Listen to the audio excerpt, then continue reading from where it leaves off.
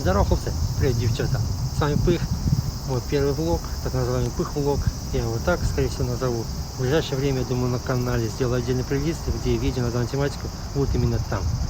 Сегодня бухтим о том, кто такой Пых, где он живет, как он туда попал, ну и так далее и тому подобное.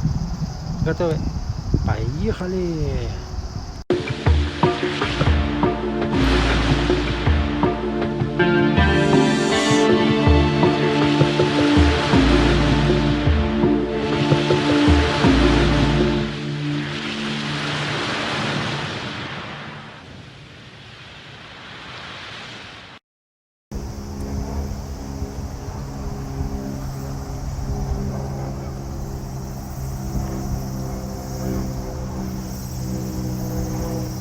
Ну что, хлопцы, девчата, я вас не буду мучить своим, не боюсь этого слова, лицом, поэтому я вам показываю окрестности, места, где я рядышком живу, проживаю. И заодно буду бубнить о том, кто я, как я сюда попал, ну и, собственно, где я живу. Тем, кто подписан на меня на ютубе, ВКонтакте, знает, что канал называется Пыхтыч. Меня, соответственно, тоже зовут Пыхтыч. Можно вкратце Пых, мне так больше нравится, мне так проще. Тем, кто читает комментарии ВКонтакте, я думаю, догадались, как меня зовут.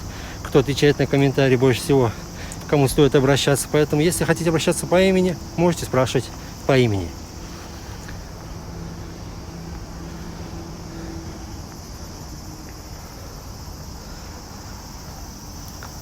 Что касаемо страны обитания, то недавно я делал ВКонтакте опрос, где спрашивал у вас, что вы думаете о том, где я живу, варианты ответов. И многие выбрали, к сожалению, можно сказать, к сожалению, хотя я дал подсказки, Россия, Беларусь и Украина, то есть Европу. Хотя я говорил о том, что я живу не в стране Европы и даже не рядышком. Проживаю я на данный момент в Азии, а именно в Японии.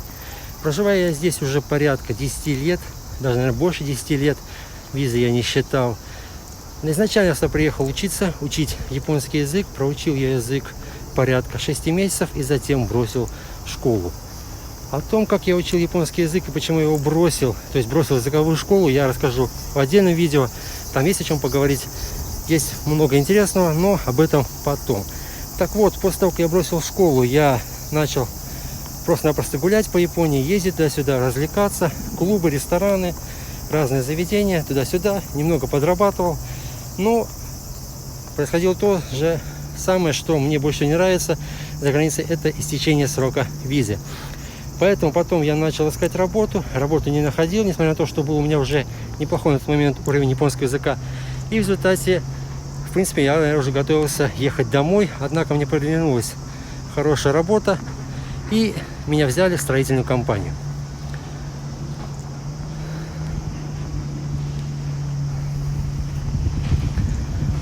Спустился я к реке, здесь все-таки попрохладнее, у нас сегодня здесь плюс 40 градусов почти. Очень жарко, тем более я в маске. Я думаю, все понимают, почему я в маске. У вас, наверное, тоже, я думаю, вирус. Желаю вам не заразиться. Меня пока это не хватило, то есть мне все хорошо. Возможно, даже я переболел, но тесты я не делал. Так вот, возвращаемся к тому, где я работаю.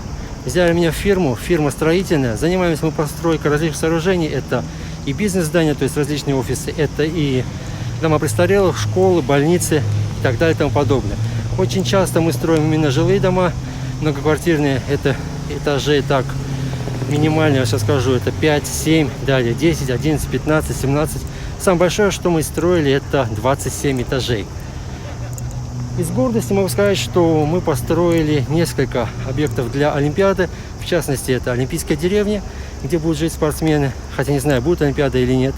И это несколько объектов для спортивных соревнований, в частности, для тенниса, это открытые, закрытые корты, и для гребли, если не ошибаюсь, гребля, каноэ.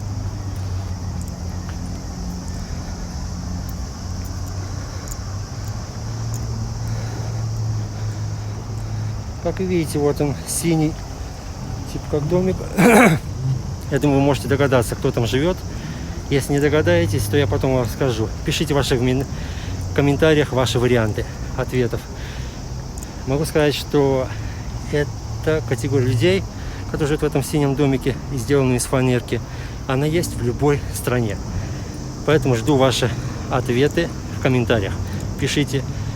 Что касаемо комментариев, хотел еще попросить вас, чтобы вы писали мне о том, что вы хотели узнать, о том, где я живу конкретно, чтобы, наверное, собрать побольше материала, обобщить мои истории.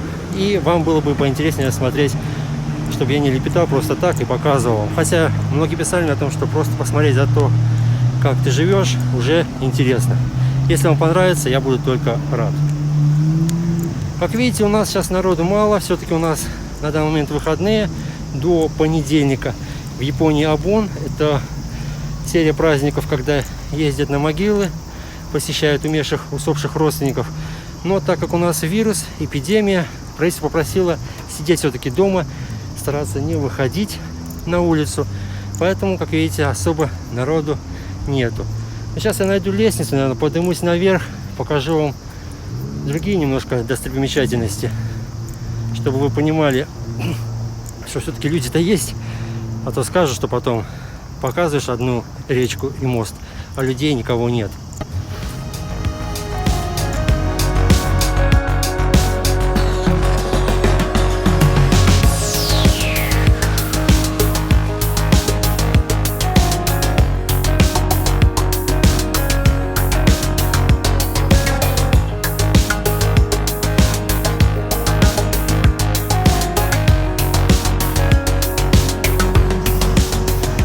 Ну вот, хлопцы, девчата, нашел я лестницу. Сейчас мы поднимемся наверх. Давайте прогуляемся по тому мостику большому, который есть. Покажу я вам, какие у нас есть здания. Отсюда видны. Покажу немножко еще.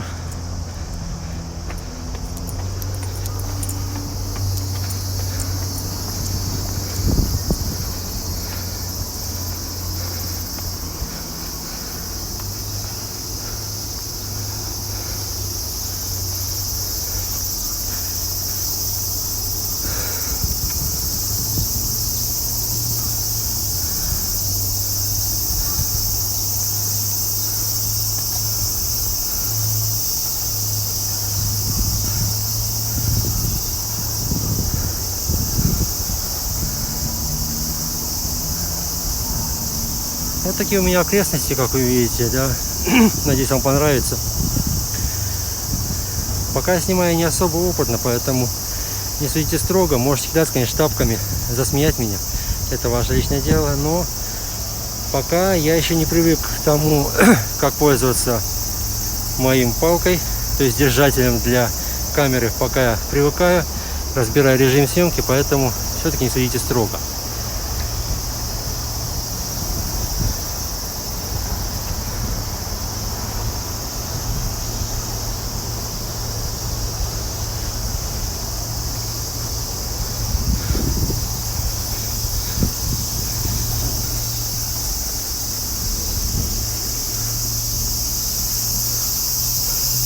Если вы слышите этот звук, то могу сказать, что это так ревут, зарывают цикады. В Японии они очень большие, здоровые, и как раз таки летом это самое шумное, что возможно быть, потому что с балкона их тоже слышно, и спать порой просто невозможно.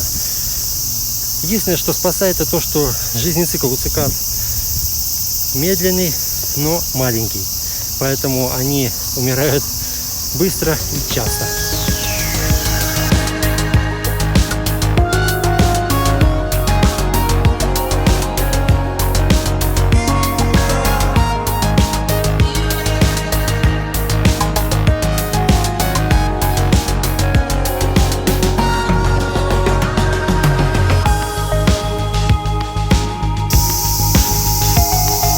Сегодня очень жарко, поэтому я уже, если честно, промок от пота до нитки.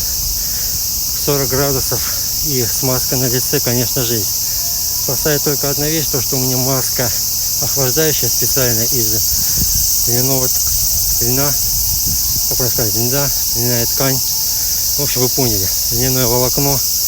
Дышать не намного проще, чем в другой маске. Те маски, которые, например, продаются в России, я знаю, это одноразовые маски, их называют в Японии. Не тканевая, а бумажная, можно сказать, маски. В них мне дышать еще намного хуже, чем в этой маске. Поэтому я обычные маски не использую.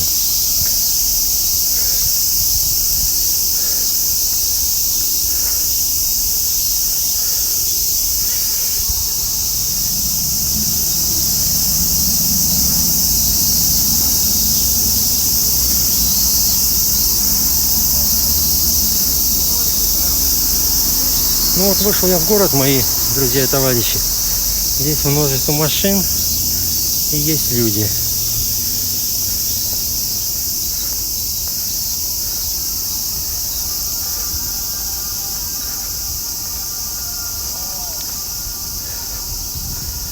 Я прекрасно понимаю, что качество видео, наверное, плохое. Я надеюсь, что картинка не дрожит, потому что снимаю все-таки в первый раз. Купила себе хороший стабилизатор для айфона. Снимаю все на iPhone, поэтому если что, то пишите в комментариях, как и что можно улучшить. Возможно, стоит купить отдельный микрофон. Я над этим думаю, потому как тот микрофон, который у меня есть сейчас, он под данный стабилизатор не подходит. И подсоединить его к iPhone я не могу. Он мешается, поэтому стабилизатор в данном случае использовать невозможно.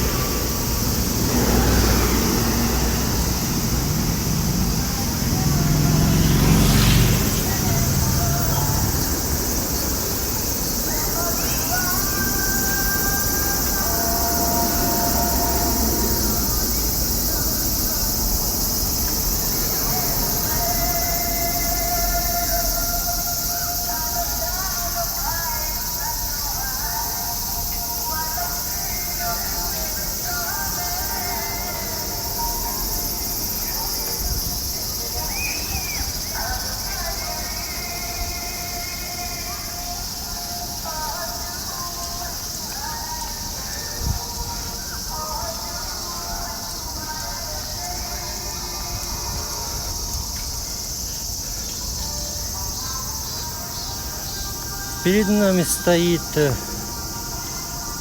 спортивный центр. Я в этот центр ходил в первый раз.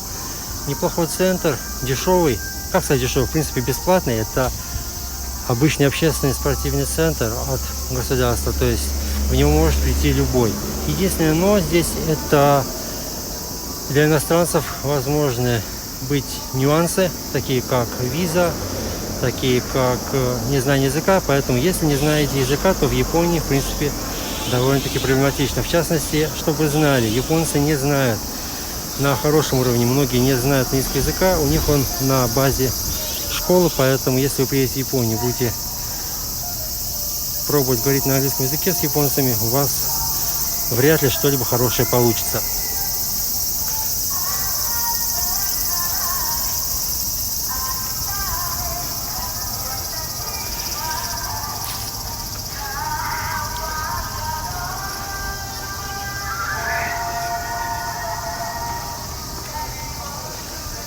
Слева от меня бассейн, или как сказать бассейн, система бассейнов для маленьких детей и для взрослых, но большинство взрослых в такие бассейны не ходят, так как все-таки там не так интересно, как, например, в больших бассейнах реально больших спортклубов, дорогих спортклубов. Там все-таки и сервис получше, ну и ходить в бассейн на открытом воздухе, причем сейчас 40 градусов, я думаю, там и вода тоже, наверное, под 40 градусов, конечно, не будет, но тепленькая. В лето, в тепленькую жару, ну, это не то, конечно, совсем.